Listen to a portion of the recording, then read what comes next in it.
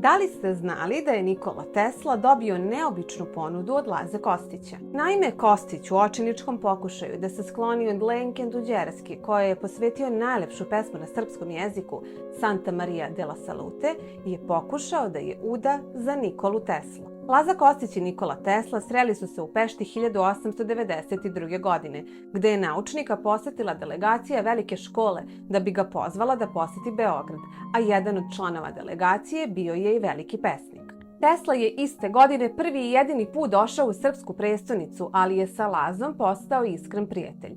Njihova prepiska trajala je duže od deceniju. Izvesno je da ideju da ga oženi bogatom vojvođanskom naslednicom Kostić Tesli nije izneo oči u oči, već u pismima. Prvodadžisanje je počelo u junu 1895.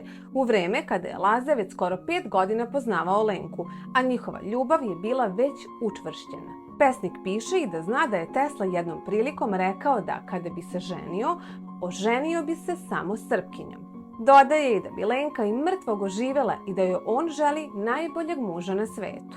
Svoje prvodadžisanje Laza nije krio od Lenke. U njenom dnevniku ostao je zapis o ovom događaju, po letu 1895. godine. Nudi mi udaju za nekog gospodina iz Amerike, našeg porekla, slavnog pronalazača. Mislim da se zove Nikola. Prezime mu je čudno. Kako ne razume da ja hoću samo njega, neću ni lepog, ni mladog, ni visokog. Ovo više ne mogu da izdržim. Teslin odgovor nije sačuvan, ali se iz pisma koje je 4. septembra 1895. Laza Kostić poslao iz Krušedala dao naslutiti. Dragi prijatelji, ako hoćete da vam rečem po duši, ja se drugom odgovoru nisam ni nadao, a kad već govorim o duši i kad se dobro promislim, valja mi priznati, na vašem mestu ne bih ni ja drugačije. Najkrupniji razlog za vašu ženidbu bio bi da se ne setre seme koje rađa takve detiće. Bio je to kraj neuspešne proševine. Nedugo potom, Laza je pronašao drugi način da prekine svoju vezu sa Lenkom. Na predlog njenog oca oženio se Julijanom Julčom Palanački iz Sombora.